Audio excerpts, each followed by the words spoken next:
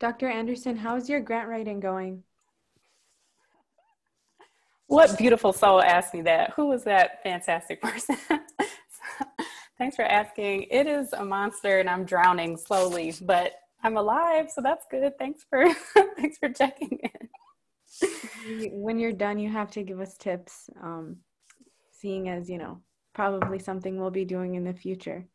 I, I would be happy to do that. And there are some amazing people in this class who have been with me for years doing this. So I would probably put them on the spot first, Emma. But anywho, thanks so much, Simone. Okay, so clearly you all are thinking about behaviors that you want to change. So I need one volunteer who has not spoken in this class before to tell me one behavior that they want to change, please. And Kate, I just happen to see you on my screen. I'm not calling you out. I'm just letting you know that I see you on my screen. And I don't recall if I've heard from you. I'm just gonna put that out there in the world. I can talk about mine. Okay. So one behavior that I said I wanted to change was I need to get out of my apartment more because at the beginning of lockdown, I was being like really good about getting outside, going on runs, going on walks. I was like, okay, I just got to get outside, even if I can't see people. But, in the last, 6-8 months that it's been, I just feel like I stopped caring about going outside. And like, if I don't have a reason to go out, then I won't. So sometimes it's like days and I realize, wow, I haven't left my apartment. So the behavior I want to change is like getting outside, even just to like go on like one walk a day at least. Okay. And the reason I haven't done it yet is just because I don't know, I'm lazy. I'm like, if I don't have reason to go outside, I guess I'm not going outside. So yeah. Okay. Well, Kate has used some disparaging thoughts about why she's not gone outside. I'm wondering, and thank you for sharing, Kate. Should it just be easy for Kate to go outside? Like she said she wants to go outside, so she should just like go, right?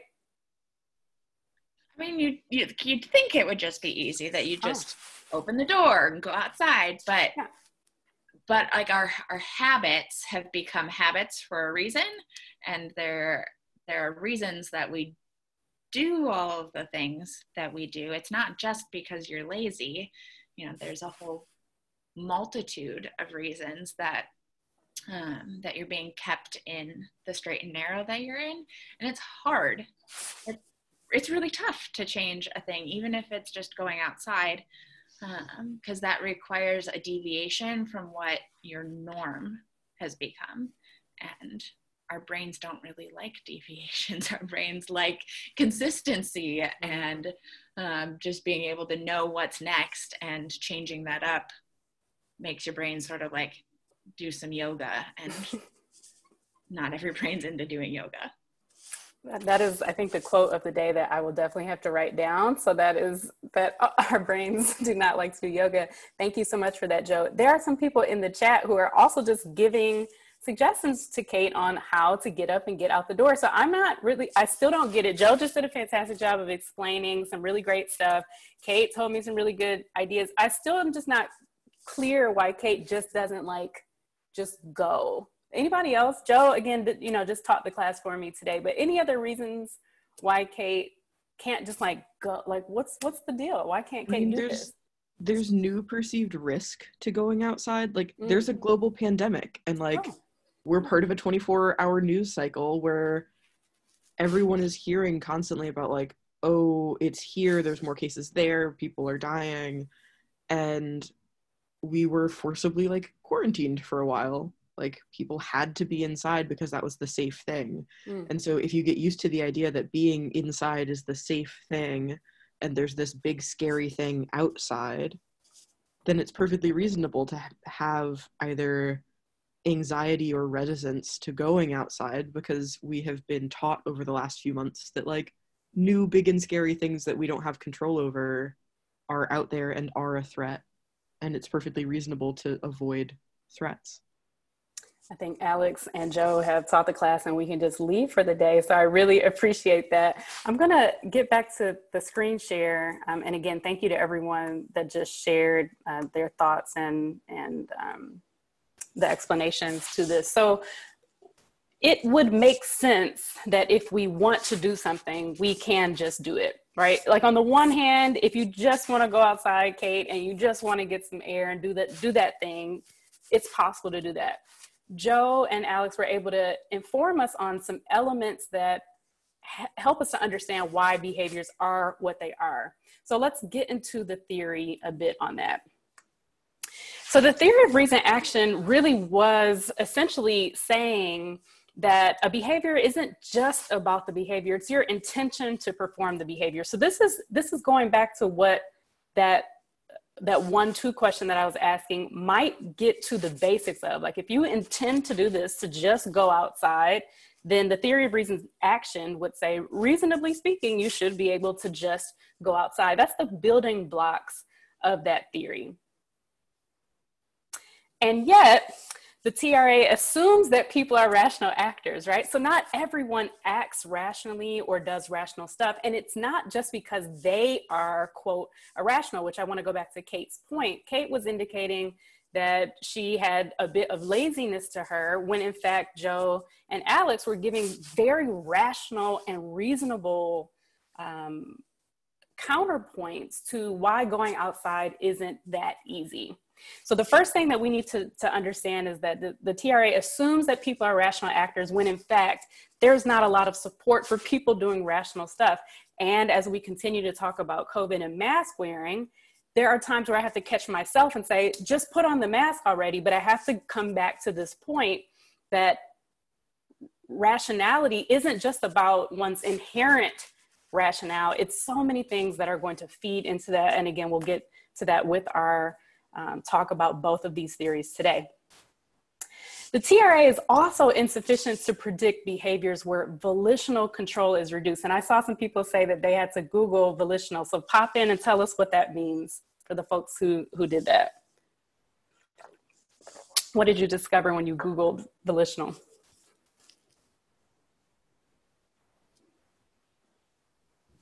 I can go ahead and jump in. I had to Google it just because I was a bit confused about the context of like volitional control. Most of what I came upon was like relating to will. So the way I interpret it, which I would love to get some feedback on, is like if this was voluntary control, like if this was having the willpower, but also just based on the context of like the theories that were being discussed was like if you have the ability to do so. Right. But yeah, primarily what I found was related to will. Yep. So thank you for that. So if you're thinking about not just your desire or your ability to do something, but whether it's within your control or not. So volitional control, this essentially a voluntary control. If I don't have as much control to do something about this thing as I would want, if it's reduced for some reason, and again, as Alex brought out, like it is an absolute different world out there than it used to be maybe a year ago. So my control over where I go might be reduced during this time, or when the weather is sucky, it might be reduced. So that's a way of thinking about with respect to how much control I have over something in a voluntary capacity. So it's insufficient in that way to predict the behaviors when we don't have as much control than when we might in other cases. And that TRA approach provides a framework for understanding the reasons or beliefs that motivate a behavior of interest for each particular population of interest. So again, we're not able to talk about all behaviors, we're not able to talk about all populations. It's really just one approach to providing a framework for understanding specific reasons or beliefs for a specific population. So the TRA is not as inclusive or comprehensive as we would have hoped it to be, especially with this idea that all you have to do is have the intention to do this behavior and you should just be able to do it. So this is the TRA writ large, and we're going to break it down into bite-sized chunks throughout the class. But again, this intention to perform the behavior, predicting the behavior is the basic building block of TRA. And what tells us a bit about the intention is the attitude and subjective norm. And again, we'll break those down in just a bit. And then the attitude and subjective norms are both fed in by other variables as well. So let's get into some of these constructs. The concept of behavior, again, is being informed by these three major constructs of attitude, subjective norm, and intention. So we're going to get into those constructs now. All right, if we just look at the construct of attitude, the concept, again, of behavior, this larger idea, what is it that we're thinking about in this theory is behavior. The construct in particular is attitude. And the way I might measure that, the variability of it or the variable, is maybe through this idea of exercise enjoyment if we're talking about something like exercise. So if I wanted to have a positive attitude about exercise, I might measure my behavioral belief on how much I like to exercise on a scale of 1 to 5. So if exercise makes me just frumpled and I'm upset every time I have to do it, maybe that's a 1. If I really enjoy exercising, it gets my endorphins going, that might be a 5. So my exercise beliefs might be anchored on a scale from 1 to 5. The other thing that's feeding into my attitude about something like exercise might be my evaluation of the behavioral outcome. So if my goal, for example, is to lose weight, then exercising will help me lose weight on a scale, again, of 1 to 5, might be something that helps me to think about how my attitude is around exercise. So if I don't think that exercise will help me lose weight, that might be, again, at about a 1. If I think that it will help me lose weight quite a bit, that might be at about a 5. And so both of those beliefs, the behavioral beliefs, what I actually like to do with respect to the behavior itself, and my evaluation of the outcome of that behavior, whether it's doing what it is that I expect it to do, both feed into the attitude that I have about exercising. Right? So that attitude of exercising is then going to feed into whether or not I intend to exercise, and it's going to then feed into whether I exercise or not. Okay, so that was a lot, but hopefully that was bite-sized chunk. Is there anything on this particular bit of attitudes that would be helpful in breaking down?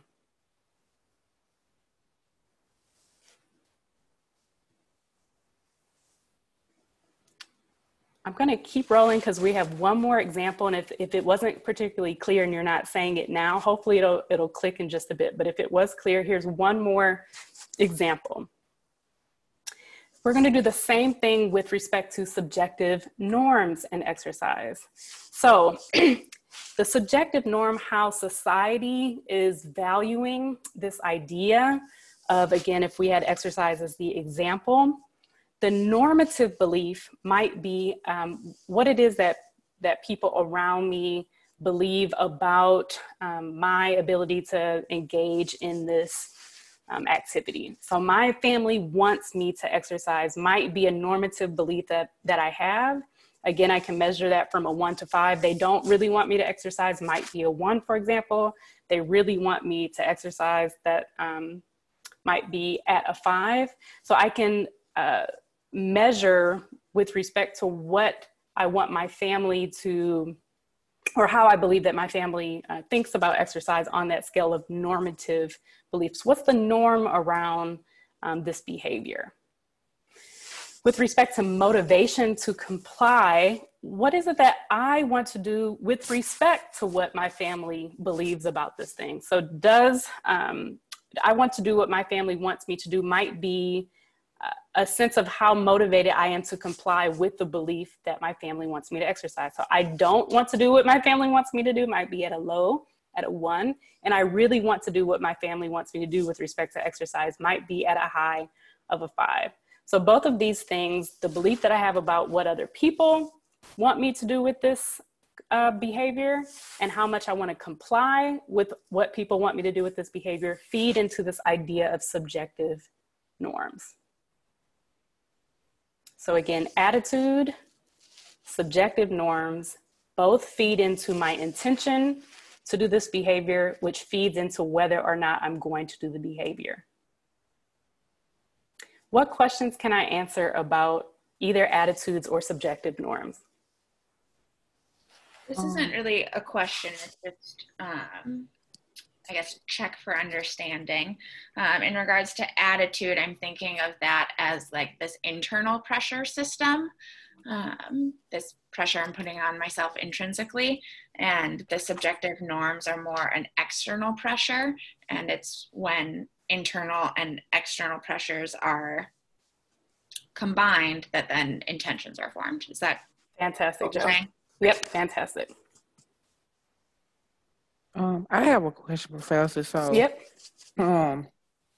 Based on this theory, is it more so of a, I'm trying to see, like, especially when we're trying to create, like, actually use it for health behavior. So, is it more so for using it for people that kind of, we almost have them, but we're trying to finish pin them, like, on the boat, or trying to get them to kind of sway them in our direction? Or it's definitely not for like an extremist or anything, be like, I hate wearing masks, my family hates wearing masks, nobody is in support of me wearing masks? Like, it's not for those type of people. It's like we almost kind of have to sway them, because I mean, if you have it in a consideration, like, I don't wear masks, and then my family says masks don't work either, so I mean, just like taking out two right there, so it's like no support in doing it, and it's just like internally they make me hide and perceive control. I just have no will and no way to want to wear a mask. So is it for those type of people?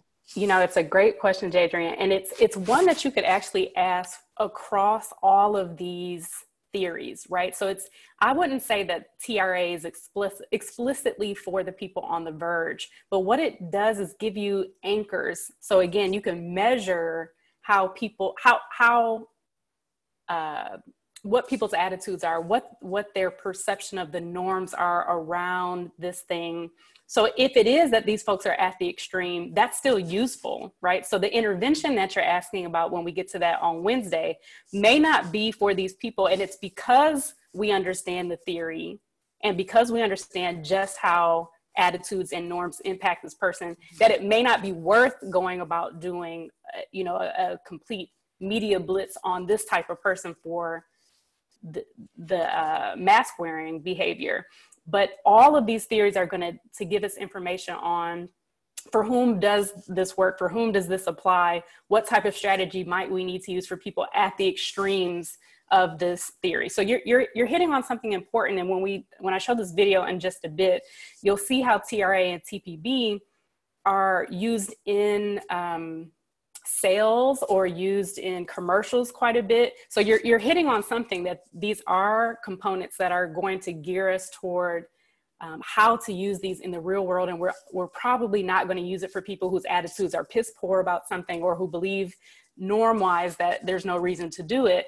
But it is going to give us a way to anchor or measure those things to get a sense of how much should we invest in this type of behavioral campaign for that person. So I hope that made sense, Jadrian, but it's a great question.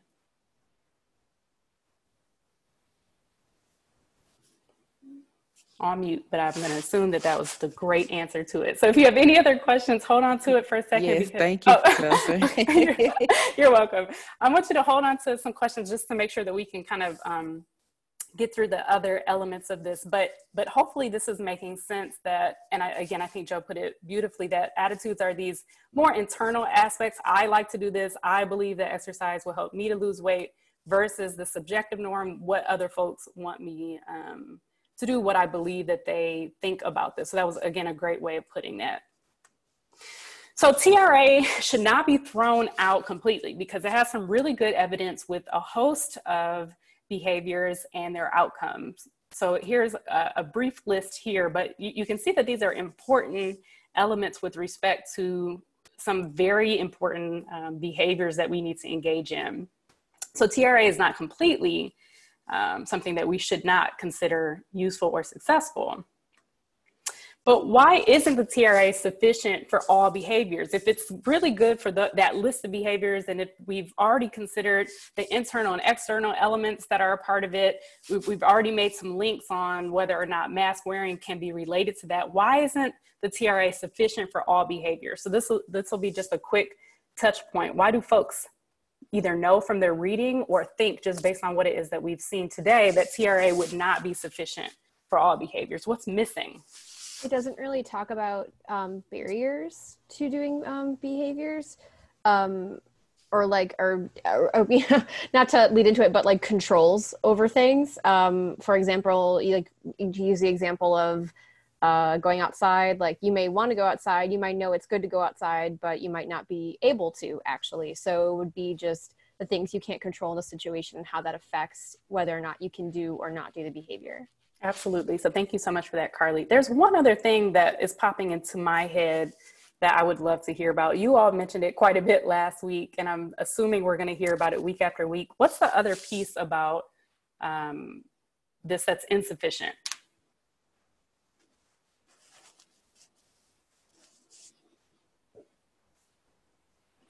I don't know if this is right, but maybe like the person's environment, like, but I guess that would have to do with perceived control, but I'm not sure. No worries. Good throw out there. Thanks so much for that, Taz. Anything else that comes to someone's mind? And you don't have to be mind readers, so I don't expect you to jump all the way in my head, but anything else that we've talked about that might be important for this?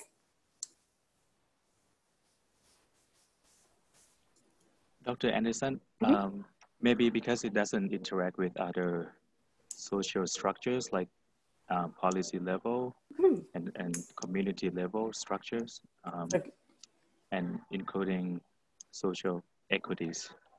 Great point, Scott. Thanks so much. So yeah, these are all components. And when we get to actually this integrated model, which was, it was optional for right now, and it's really because I can better demonstrate it, I think, in one model than the 20 pages of reading that was in the textbook. So for those of you that did choose to read it, that's totally fine. For those of you that didn't, I'm going to show you within this model where some of the things that Scott and Carly indicated are, and a few other things that are on my head as well. So the theory of planned behavior gets at this idea of motivation and ability. So if you think about intention, that's much more what I think I want to be able to do. It's a lot of cognitive processes. So I want to, I think other people think this about it. It's a lot of cognition with respect to a reasonable action plan. Whereas the theory of planned behavior, what I'm actually going to be able to do mixes in this ability component that some of you have rightfully pointed out already. So the TPB is used to predict an individual's intention to engage in a behavior at a specific time and place. And the theory was intended to explain the behaviors over which people have the ability to exert self-control. So we're getting really specific about a behavior, a time and place, a population, and the context actually that Scott just mentioned, that's going to be able to tell me whether or not I have the ability to do something. So I'm going to use Kate's example of going outside for myself. I'm someone who's very active. I play tennis. I do a ton of sports. I work out quite a bit. Vegetarian. Like, I really like to claim that I have a lot of energy and desire to go out and to enjoy the outdoors, or not the outdoors, because I really don't like the outdoors, but outside of my house, right? So when I was sick with COVID in March, I kid you not, going one flight of steps. So like, I had family and friends bring me food. They would drop it off at the front of my house. I would go down one flight of steps, get the food, come back in, and that would be it. Like 6-7 hours of energy going into one flight of steps. That was it. Heating up some tea or soup, like that was it for the day. That would be my ability to engage in that behavior for the day. Did I want to go outside and get some fresh air? Absolutely. Was I winded by, again, going down one flight of steps? Yes. Did I think that I was contagious and didn't have the proper mask or gloves at that time? Because who the heck knew how to acquire those, especially when you're sick yourself? Like, you just don't know how to get these things. Absolutely. So there were so many elements that played a role that went beyond my motivation. I intended to go outside and get some air, but for 17 days was unable to physically do that. On the day that I did, when I felt the sunlight hit my face, like it's very narrative based, but like I actually started to tear up, and like I was so grateful for the ability to go outside, knowing on the news or in stories about what was happening in Detroit or hearing the sirens, like knowing that was not the case for a lot of people around me. So I share that narrative story and that personal story just to say, Kate, I don't want you to necessarily, you know yourself well, and I'm also here not to tell you who you are or what it is that you know about yourself, but you have classmates who are telling you other elements of the world that are impacting whether you going outside is possible, whether that's even, you're able to do that in this moment. So just be mindful that it's not just motivation. It's not just you saying, I am this with respect to how you think about yourself. There's so many other elements in the world there. Okay, our friend Ajsen, and I apologize because I'm a theorist and I would hope people know how to say my name, but sometimes it's not that easy. Ajsen and colleagues developed the TBB to account for factors outside an individual's volitional control, so their ability, their willingness, their will to do something that may affect intentions and behaviors. So this is a quick video, and again, this is gonna help, I think, a bit with Jadrian's question about this, on how this theory is applied to people on a spectrum of how we get them to, how we push behavior, how we can push people, regardless of where they are on the spectrum, with things like commercials and things of that sort. So here's a quick video on the theory of planned behavior.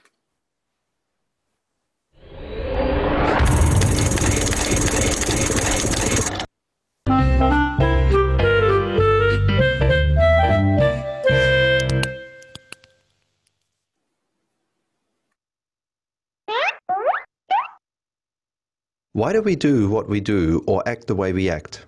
Let's start with an example. Say you want to buy a new smartphone. What exactly influences this decision? You may start reading about available phones out there and form an opinion about which one is best for you. You may talk to friends and see what they think about the phones currently on the market. You may go to a store and test a few or get some advice from a sales guy. You may even do all of this. And with everything that's available to you at some stage, you make a decision and buy one. A good theory that explains and predicts how such behaviors form is called the theory of planned behavior. It's built out of a number of constructs. The first one is the attitude towards the act or behavior. That's an individual's belief if a certain behavior or act makes a positive or negative contribution to that person's life. In the smartphone example, it means that you either believe that buying a certain phone makes sense for you or not, or which phone makes the most sense for you. A second construct is called subjective norm. This construct focuses on everything around the individual. In other words, his or her social network, cultural norms, group beliefs, and so on. Back to the smartphone example. You will already have an opinion or form a belief as to what others think about you having that phone or not having it. And that belief again influences your decision. A third construct is called perceived behavioral control. And what this construct actually expresses is a person's belief on how easy or hard it is to display a certain behavior or act in a certain way. Again, in the smartphone case, you might pick up a few of them in a store and form an opinion on how easy or hard it is for you to handle each one. What the theory now actually predicts is that a positive attitude towards the act or behavior, favorable social norms, and a high level of perceived behavioral control are the best predictors for forming a behavioral intention and in turn lead to a displayed behavior or act. In other words, it predicts that if you think a certain smartphone is a good idea, and you believe everyone else thinks it's a good idea, and you believe you can actually handle it, you'll get that phone. If one of those constructs is unfavorable, so if you think it doesn't make much sense for you to get a particular phone, or you think others don't think it's a good idea, or you're going to be right out of your comfort zone handling it, you're much less likely to get that particular phone. And the likelihood decreases if 2 or even 3 out of these constructs are unfavorable. Planned behavior is up to today one of the best predictors and theories used in marketing. If we look into the tech world, we're seeing examples everywhere.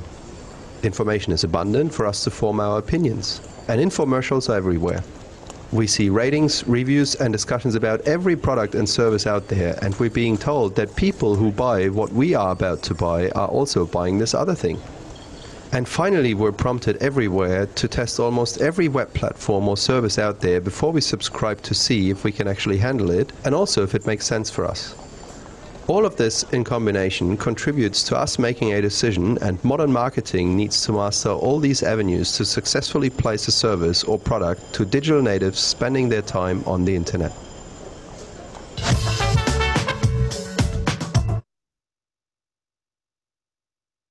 All right, we're thankful to our Aussie friends for that. Oops, nope, not that. 1 second. All right, there we go. So TPB then takes the exact same model that we've already described, right? So our intention to perform that behavior predicts the behavior. That intention is being informed by our attitude and subjective norm. That attitude and subjective norm is being informed by these various elements over here. So we're taking that exact same TRA and building from this one construct of perceived control with things like control beliefs and perceived power. So let's get into what those what that construct and what those elements are. So perceived control might be built up of things like control beliefs. My work schedule is just going to make it impossible for me to exercise. So if I wanted to measure on a scale of 1 to 5 how possible it is for me to exercise, 1 might be it's impossible, and 5 might be it's very possible. So my control beliefs, do I have, the belief that I can even engage in what's going on? 1 second, Taz. And then perceived power might be, it is likely that I won't have a lot of time to exercise. It's not within my power whether I can engage in this exercise.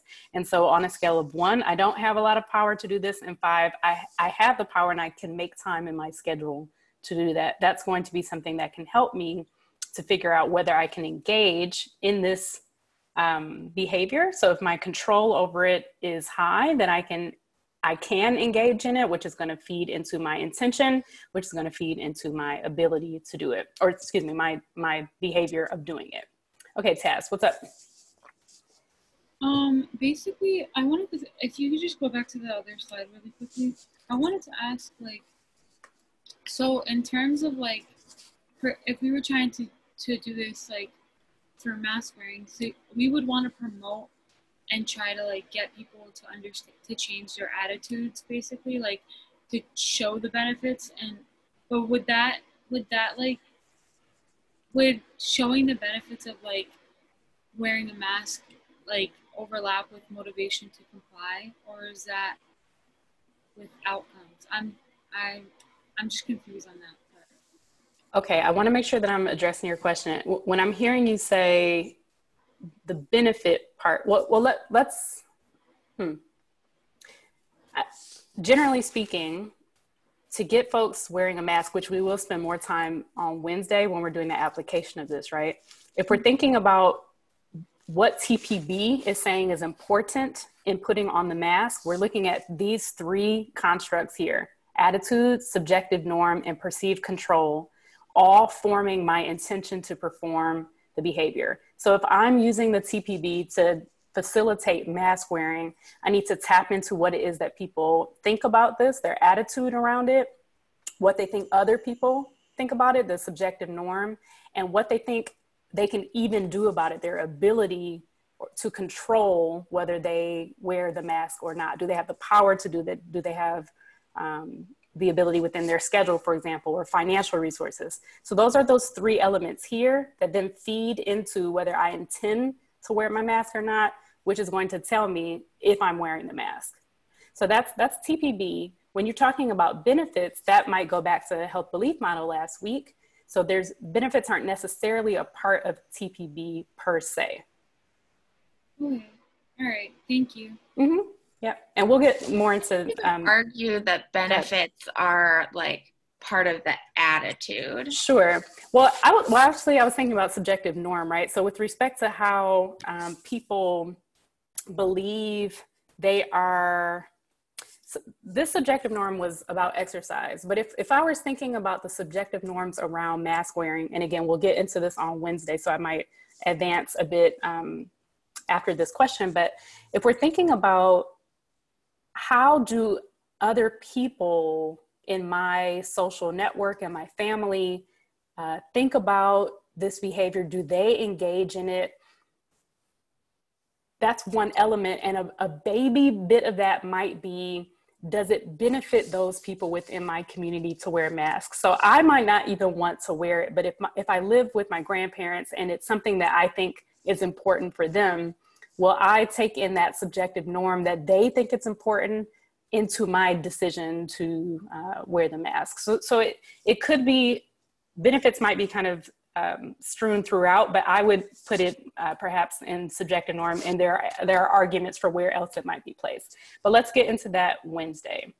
Are there other questions, thoughts, or concerns about theory, plan, behavior, and this added component of behavioral control before we move on?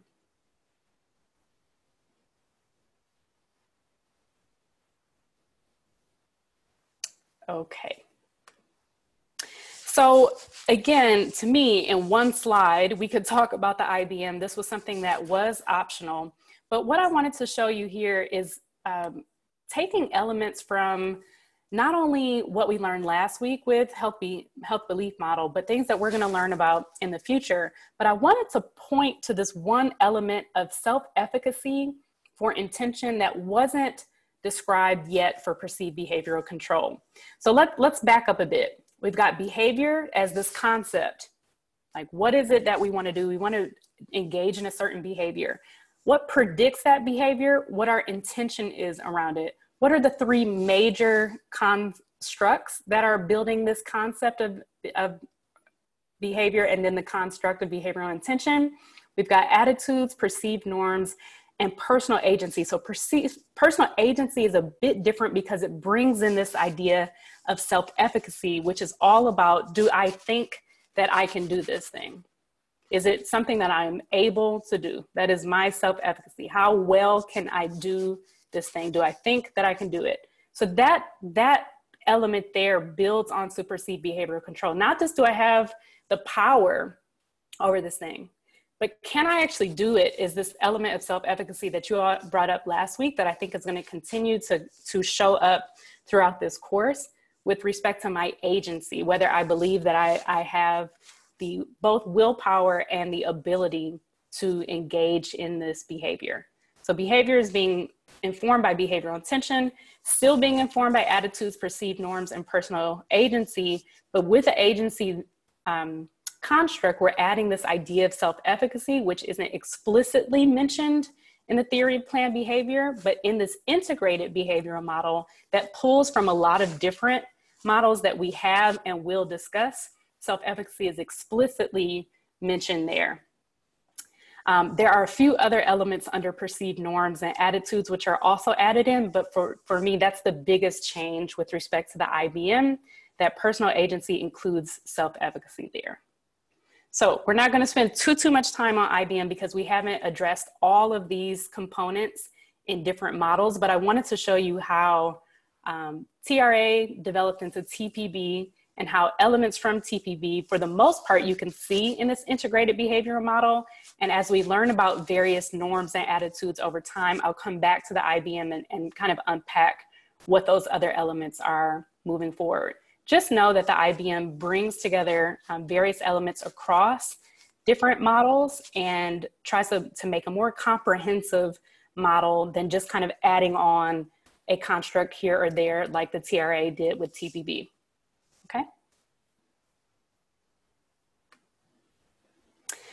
So the limitations that we have of the TRA, TPB, and the IBM is that it's too parsimonious for a theory, again, about this idea of volitional behavior. So there are other elements, and I think Scott said it beautifully, like the context, like policy, that are going to impact whether we can engage in a behavior or not. It's still an exclusive focus on rational reasoning. So there are things that I think right now that we can say that are very irrational that are happening in the world, and we don't really fully understand how to behave now relative to where we may have been a year ago. So those are things that are very real that aren't being displayed in any of these, the TRA, the TPB, or the IBM. And we haven't even touched on this idea of emotion. So again, this is very rational. If all things being equal, we would do this, but we are emotional people. We are beings that feel. And so if we don't think about what is our mood for the day, how is it that this weather, for example, is making me feel about going outside, right? So like my plan is to walk after grant writing today. I'm not gonna do that in the rain. Like that's just not gonna happen. So imagining how the context, how I feel about going outside, what it is that it's evoking in me with it being this dark, all of those components are missing from what we know the TRA, TPB, and IBM is. Some other things are that there are folks who are inclined abstainers. So when we say that, these are intentions that are high, but fail to act. So they may want to do something, but are still not acting. And those are folks that we need to explore a bit on why they are inclined to abstain from engaging in this behavior. All things being equal, they're saying they want to do it, but I'm not clear on why they're not. That's a special group of people that isn't well explained by the theory. The last part is that it helps us to predict behavior, but doesn't tell us how to change the behavior. So again, to Jadrian's point, we can do a really good job of measuring what it is that people believe about their attitudes or think about the world around them or even feel about their agency, but it's not explicitly telling us, okay, if they're really high on these things, this is what you need to do. If they're really low on these things, this is what you need to do. It's just information. So like the video showed us, we give people information all the time. If you're on YouTube, if you're on Amazon, you're getting product information, but what is it that we are able to do to change people's behavior, their likelihood to engage in something is still a limit or limitation of the model in and of itself.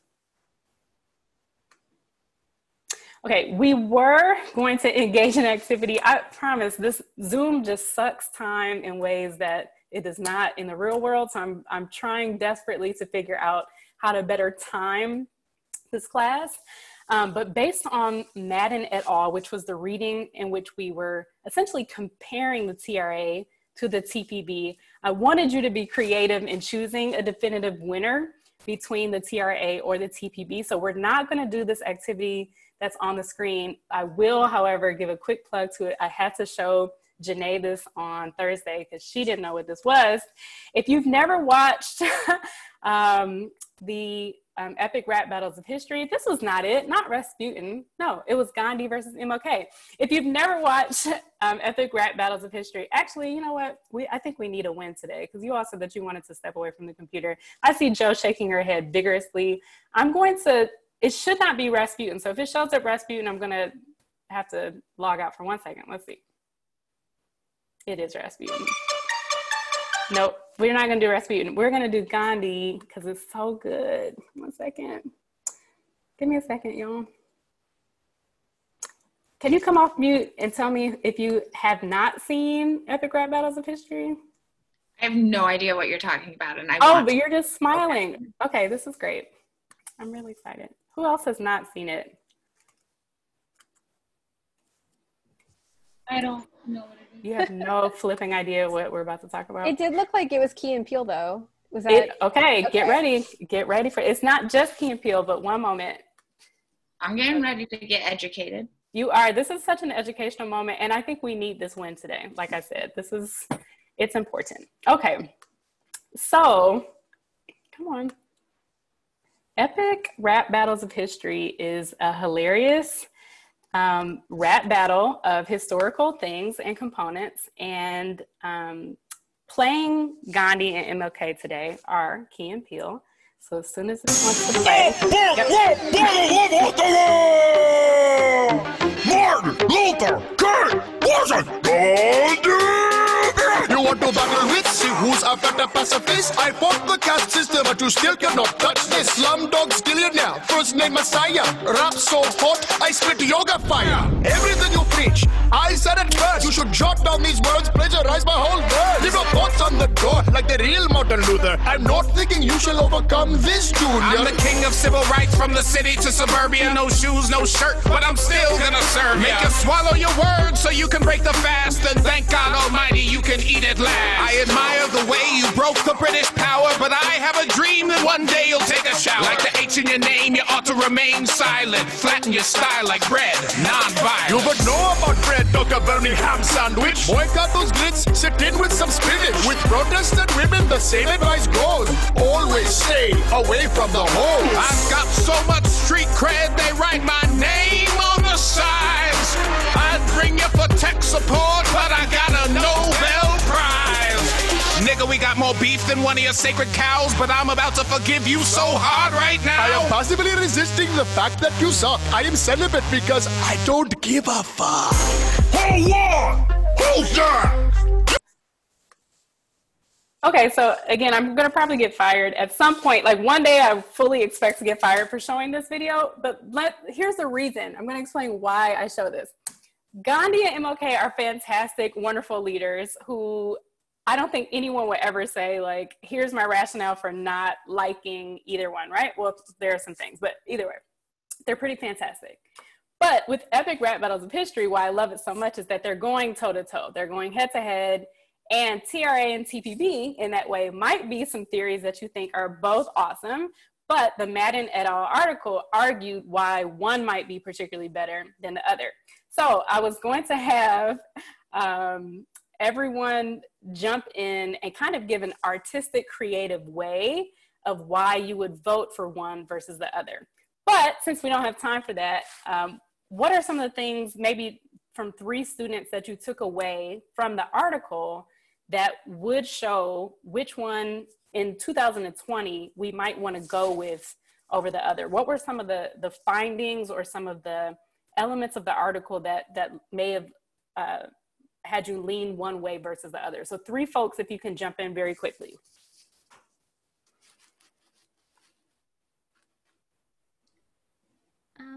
I think just the way the article was written, it made it clear that theory of planned behavior was an extension of theory of reasoned action. And that kind of made it seem that theory of planned behavior is an updated version of theory of reasoned action. So maybe it's better that we use that now. Awesome. That's a great point. So that's one. Thanks so much, Megan. 2 more things that led you to believe what you believe about TRA versus TPB.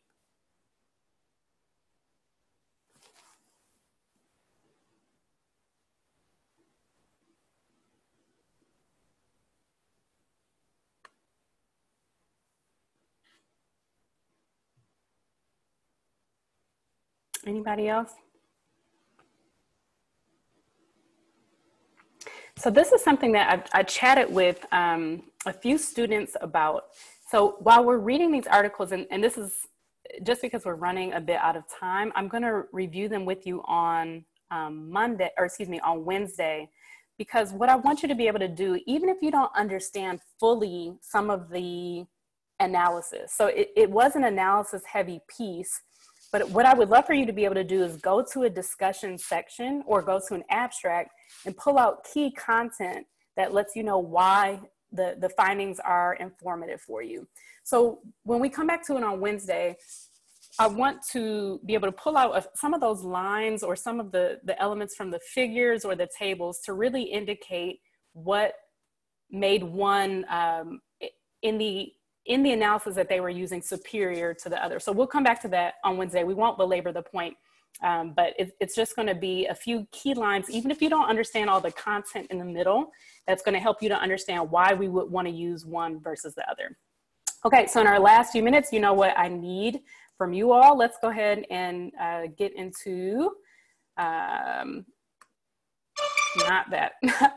get into what's one thing that you learned today, how you can apply something that you learned to your own life, and what we need more clarity on. So number 1, what did you learn today? What would be helpful?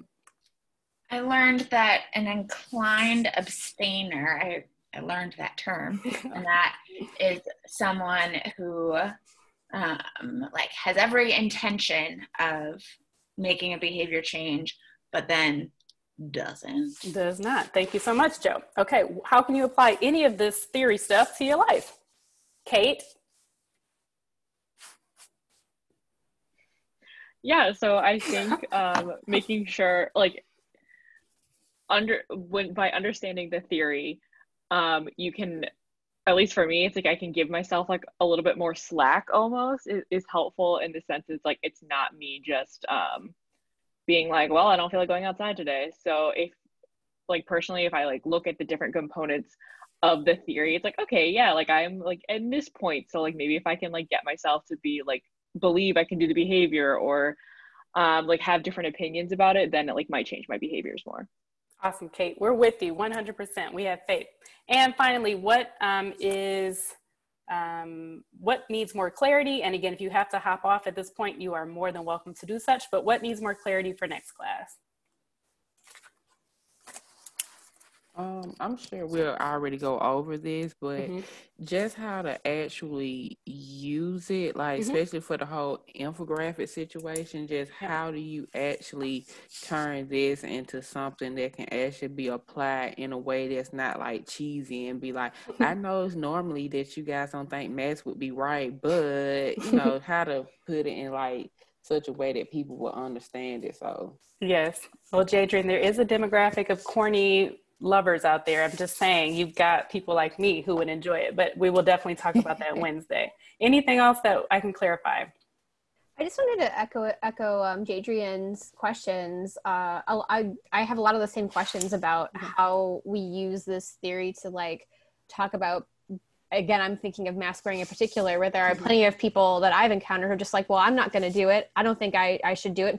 And people I know don't think I should do it either. So I don't understand how this theory could apply to those situations. Okay. And that's just my biggest question, is I just don't know how to address that in general, but it's particularly with this infographic assignment and using this theory.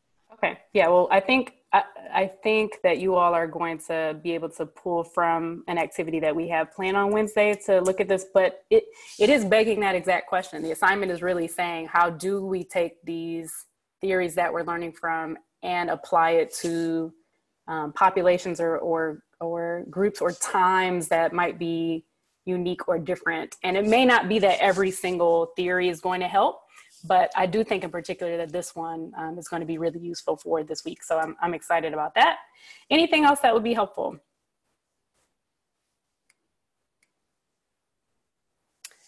Okay, if folks do stay around, feel free to do such. I do just want to extend from Ms. Fair, the Detroit Public Health Director, that she's very grateful for the very wonderful and creative work that you all put into the marketing campaign for the flu. So for those folks that did submit something to that, thank you on behalf of Ms. Fair. Have a fantastic day, good effort with the assignment. Let us know if we can help you. Check in with your groups and discussion board as well. All right, take care. Bye, y'all.